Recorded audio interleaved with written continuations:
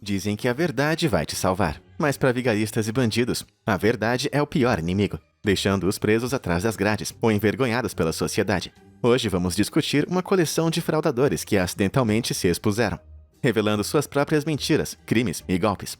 De falsos pacientes com câncer aos mais infames playbacks do mundo, vamos dar uma olhada em algumas pessoas que levaram suas mentiras longe demais, expondo-se no processo. Jogo da cabra cega.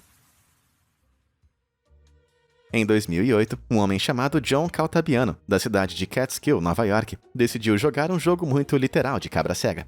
Caltabiano tentou assaltar o governo às cegas, fingindo que perdeu totalmente a visão em um acidente de trabalho, um golpe que poderia lhe render até $1.300.000. Suas alegações foram apoiadas por sua namorada, e quando chegou a hora de apresentar a sua alegação, ela pegou o braço de John e o guiou lentamente até o tribunal, parte de um ato convincente que enganou o juiz. Embora John tenha recebido a primeira parcela em dinheiro, ele devia ter mantido os olhos abertos, porque não percebeu que desde o momento em que ganhou o caso, ele estava sendo observado de perto por 2 detetives particulares. Os agentes avistaram John andando sozinho, espiando pela vitrine de uma loja e dirigindo sem nenhuma ajuda, expondo a si mesmo e sua namorada como vigaristas. Aos olhos da lei, John havia cometido fraude, e o tribunal sentenciou a 4 anos de prisão. Sua namorada foi condenada a apenas 3 anos de liberdade condicional, o que, considerando tudo, foi um golpe de sorte. Pensando bem, John devia ter esperado um pouquinho mais, antes de entrar no carro e gastar os seus ganhos ilícitos.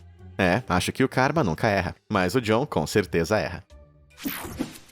Hilary Baldwin. Hilaria Baldwin é uma instrutora de yoga americana, empreendedora e autora. Percebeu que eu disse que ela é americana? Bom, antes de 2020, Hilaria ganhou fama como esposa espanhola do ator Alec Baldwin. O site de seu agente dizia que ela nasceu em Mallorca, e ela alegou que só se mudou da Espanha para Nova York quando tinha 19 anos. Em entrevistas, ela falava com um forte sotaque espanhol.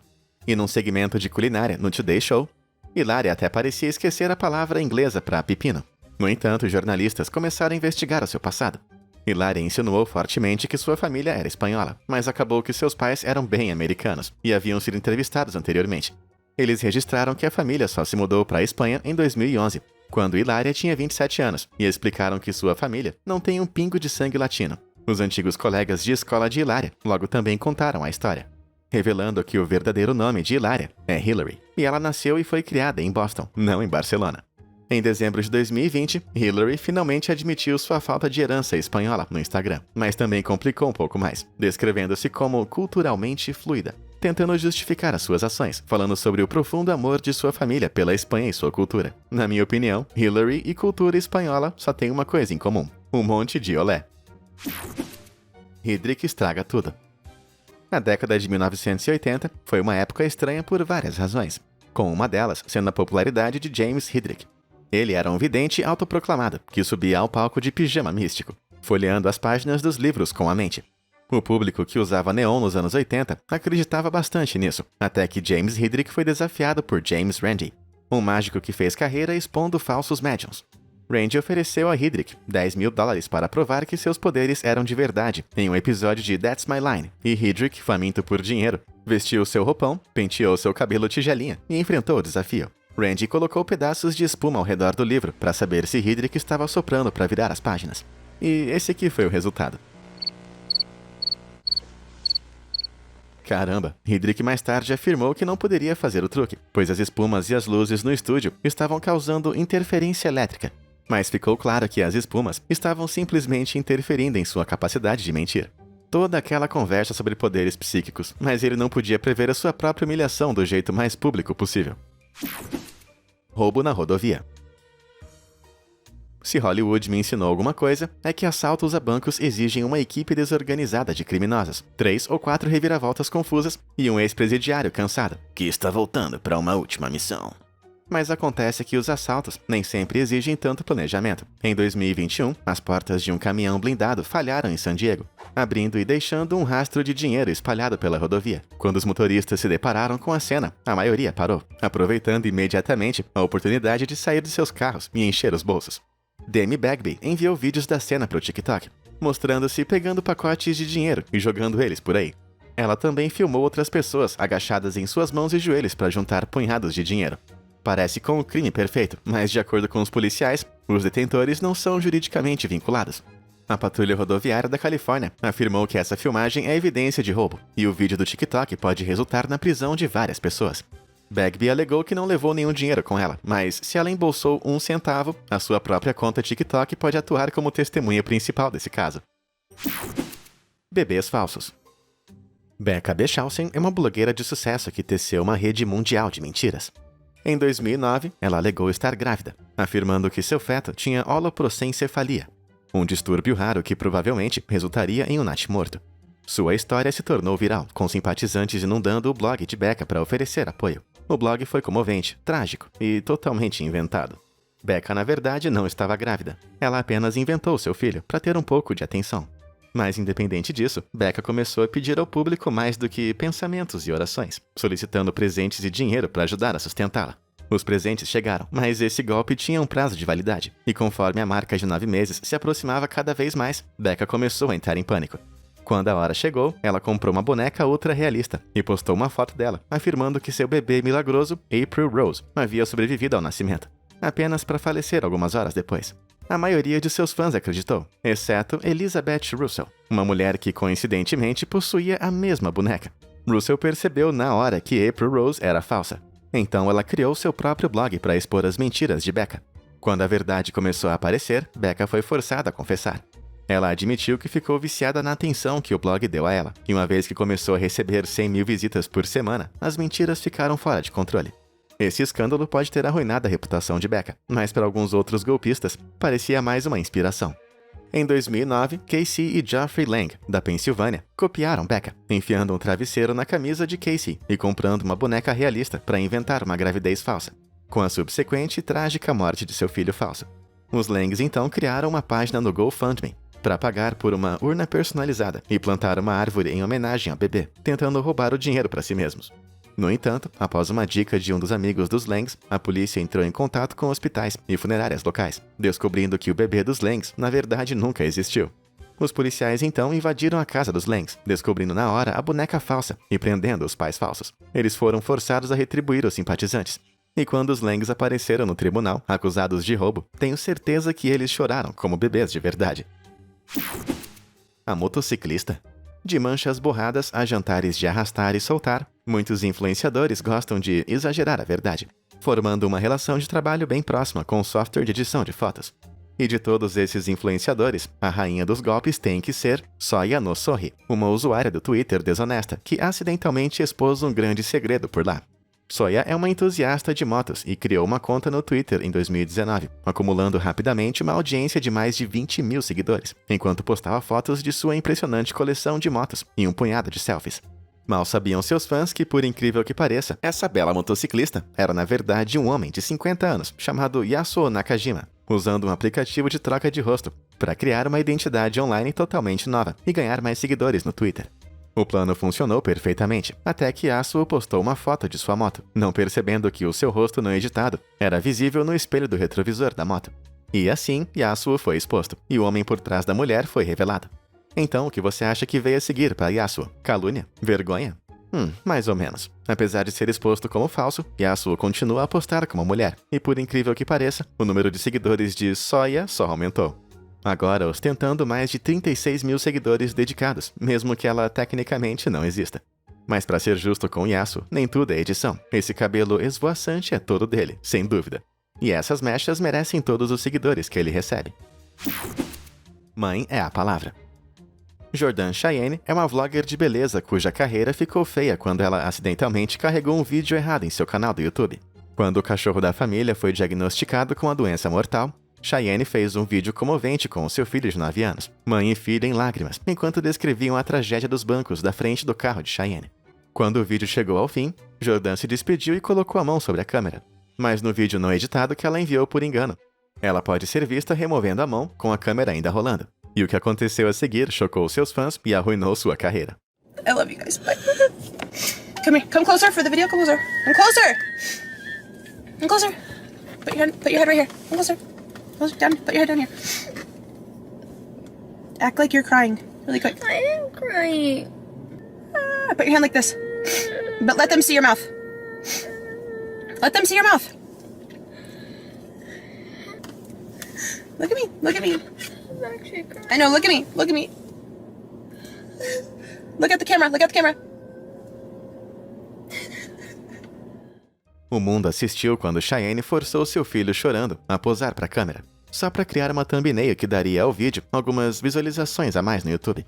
A reação foi instantânea, pois os seus fãs não conseguiam acreditar que ela iria explorar o seu filho e seu cachorro doente para obter atenção aparentemente sem nenhum remorso ou emoção de verdade.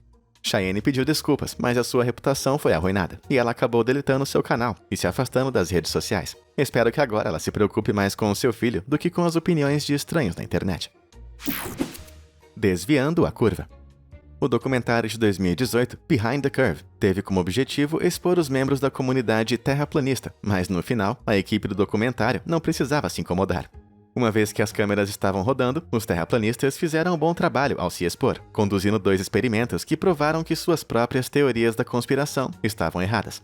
Primeiro, os terraplanistas gastaram $20 mil em um giroscópio a laser. Dentro desse giroscópio de alta tecnologia, 2 lasers são disparados em direções opostas ao redor de um anel, ambos correndo em direção ao sensor. Como a velocidade da luz é sempre a mesma no vácuo, os feixes de luz sempre atingem o sensor ao mesmo tempo, a menos que o anel esteja girando.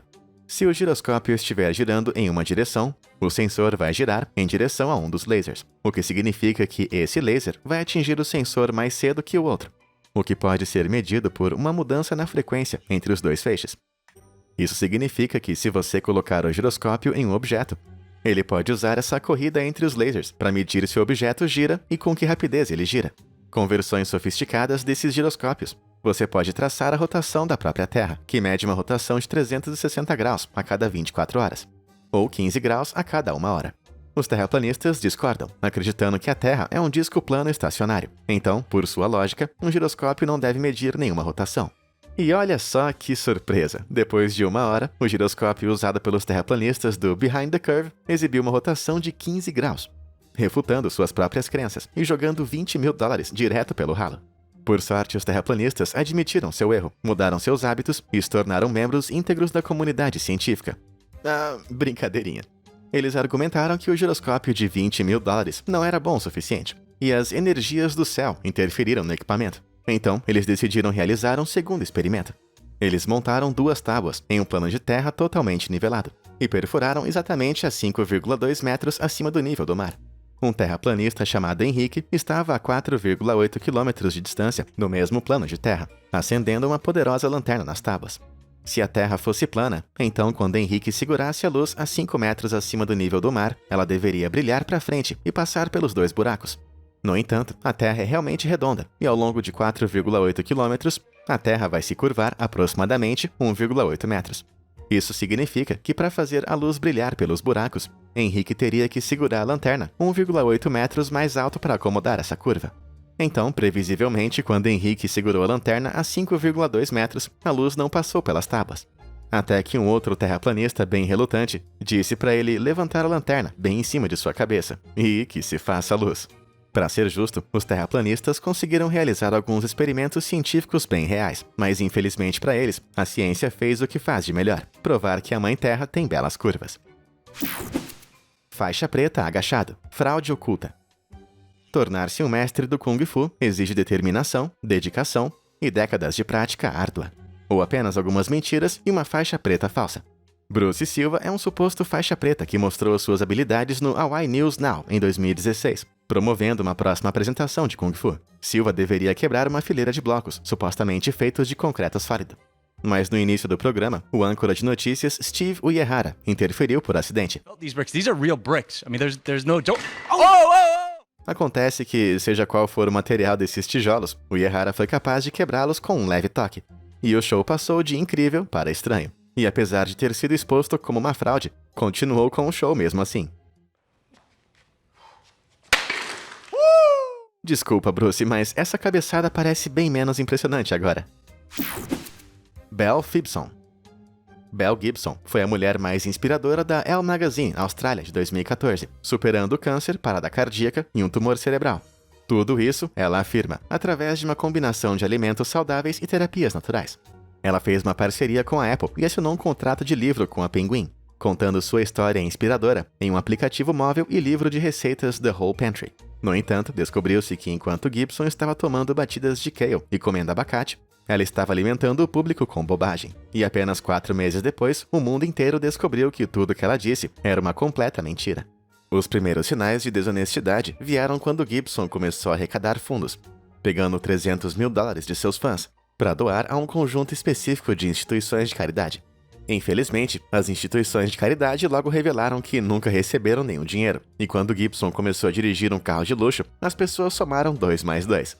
Logo, pessoas do passado de Gibson começaram a se manifestar, alegando que sua luta contra o câncer também foi inventada.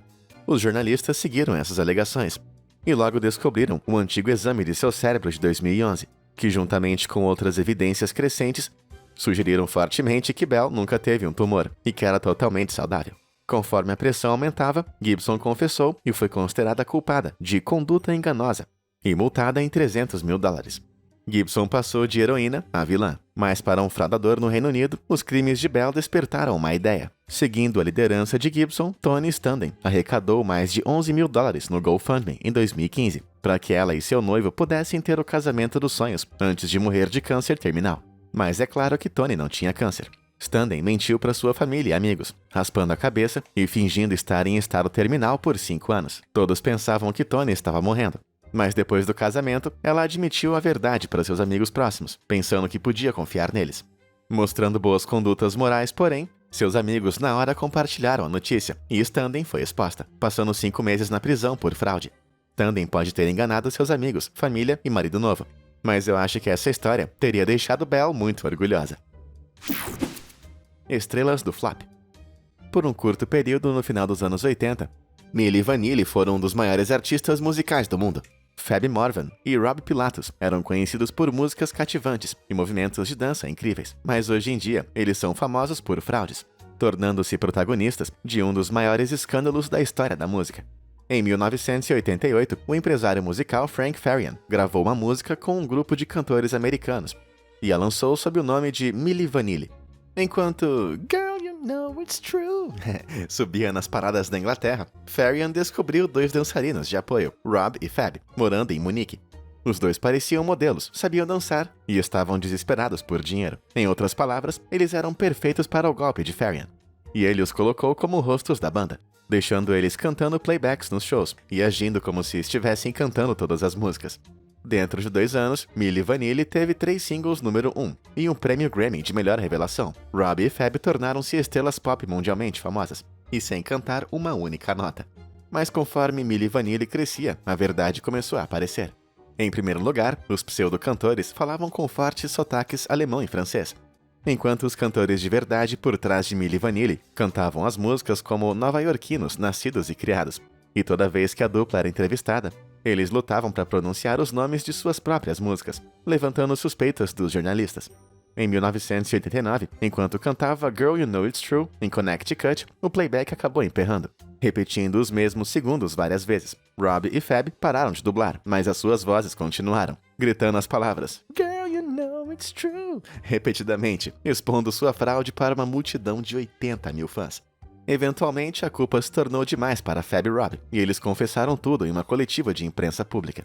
Seu Grammy foi revogado, e 27 ações judiciais foram movidas nos Estados Unidos por fãs indignados, alegando que o grupo e Frank Farian cometeram fraude. Depois disso, com o passar de décadas, Girl You Know It's True não tinha mais o mesmo tom, já que agora nós sabemos que é tudo mentira. Escondendo pra cima. Conheça Falcon Hine, também conhecido como Garoto Balão, uma criança de 6 anos que se tornou o centro de uma grande notícia, envolvendo a Guarda Nacional, a Wife Swap USA e um balão de prata gigante. Em 2009, Richard e Mayumi Hine disseram à polícia que, em um acidente bizarro, seu filho Falcon ficou preso dentro de um balão de hélio gigante, que sem aviso foi lançado e saiu para voar nos céus do Colorado. A Guarda Nacional acionou seus helicópteros, rastreando Falcon por 97 quilômetros, até que o balão caiu no campo vazio. Todos prenderam a respiração, mas quando a polícia vasculhou o lugar do acidente, Falcon não estava em lugar algum. Pouco depois, um aliviado Richard Hine fez um anúncio. Falcon foi encontrado escondido em uma caixa de papelão, nas vigas acima de sua garagem, e estava pregando uma peça em seus pais o tempo todo. A brincadeira de Falcon resultou numa ampla atenção da mídia, mas algumas pessoas começaram a achar que tudo isso poderia ser uma farsa. Acontece que os Heene não eram estranhos à atenção da mídia. A família apareceu 2 vezes no programa de troca de esposas USA, e Richard recentemente tentou lançar um reality show para o TLC sobre sua família maluca. Depois que as alegações de fraude começaram a circular, a verdade foi exposta durante uma entrevista chocante na CNN. Richard perguntou a Falcon, por que você não saiu da garagem? E Falcon respondeu, me disseram que isso era pro show, expondo seus pais na frente de todo o país. Com essa confissão e o passado de Richard, as autoridades perceberam que Richard apenas inventou essa história do garoto balão, só para ter a atenção da mídia, esperando que finalmente pudesse dar à sua família o próprio reality show. Mas a realidade finalmente se instalou, quando Richard foi condenado a 90 dias de prisão e $36 mil em restituição, cobrindo os custos de implantação dos helicópteros e a força policial, enquanto perseguiam o balão vazio. Todo esse plano de Heene dependia apenas da capacidade de uma criança de 6 anos de mentir na televisão ao vivo, mas, infelizmente, quando se trata de honestidade, parece que Falcon não puxou o seu pai. iPhone. Esse é Alexander Voloshin, um influenciador altruísta que deu um iPhone a uma garotinha pela bondade de seu próprio coração, antes de postar o vídeo emocionante no TikTok em 2021.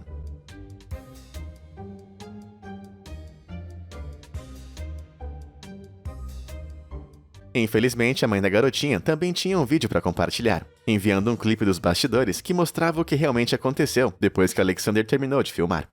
Сейчас ребенок расстроится, плакать будет. Так нельзя делать. Давай 2000 гривен, да, нормально будет? А? Нет, не отдавай. Там, ну, я Нет, нет. Надо забрать этот телефон, потому что телефон... Так уже не будет. Давайте вызовем полицию. Нет. Подай телефон, пожалуйста. Что, блядь, происходит? Женщина. Depois que o vídeo acabou, Voloshin na hora tenta pegar o telefone de volta, dizendo que era apenas pro vídeo do TikTok. Ele então oferece $70 para devolver, mas a mãe recusa, fazendo com que Voloshin recorra a arrancar o telefone da mão da criança e fugir da cena fora das câmeras. Alexander pode ter recuperado o iPhone, mas nunca vai recuperar sua reputação. A sua decisão de enviar o TikTok original, tentando se pintar descaradamente como um herói, resultou numa enorme reação, e Alexander desde então excluiu seu TikTok e Instagram. Eu me pergunto se perder todos os seus fãs valeu a pena por um iPhone. Eu espero que seja o modelo mais novo.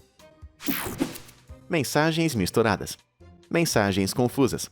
Em 2017, o chefe de polícia de Tampa, Flórida, realizou uma conferência de imprensa bem importante, discutindo a captura de um criminoso muito perigoso. O chefe foi apoiado por uma equipe de policiais, o prefeito de Tampa e Darlene Roberts, a intérprete de linguagem de sinais do evento. Enquanto o chefe contava detalhes chocantes do crime, todos que moravam em Tampa assistiram horrorizados, mas os membros da comunidade surda de Tampa ficaram coçando a cabeça. Quando Darlene começou a lançar uma mistura de sinais sem sentido, palavras aleatórias e o que pareciam ser movimentos de dança. Logo ficou claro que Roberts não conhecia um único sinal e estava apenas imitando o que ela achava que era a linguagem de sinais. Para as pessoas que conheciam a linguagem de sinais, a situação era simplesmente surreal, pois Darlene estava ao lado de pessoas muito importantes da cidade, acenando com os braços. Acontece que Darlene simplesmente entrou no prédio e disse ao porta-voz do departamento de polícia que ela havia sido contratada para interpretar. Ninguém se preocupou em verificar as suas credenciais, mas se tivessem feito isso, teriam descoberto que, embora ela não tivesse experiência com sinais, ela tinha um histórico de fraude, com condenações anteriores. Uma vez que a conferência acabou, as reclamações sobre Darlene afluíram, mas era tarde demais. Ela não estava em lugar algum. Ela simplesmente fugiu. As ações de Darlene não eram tecnicamente ilegais, e ela não foi pega pela conferência. Então, não está claro por que ela decidiu sabotar esse evento. Mas, de qualquer forma, acho que é justo dizer que esse deve ser o seu último show de interpretação. Embora, a julgar por alguns desses movimentos, ela possa ter um futuro como dançarina de apoio. Mas e aí, você acha que todas essas fraudes expostas tiveram o que mereciam? Ou algumas delas foram tratadas com um pouco de dureza? Conta pra gente nos comentários. Muito obrigado por assistir e até a próxima!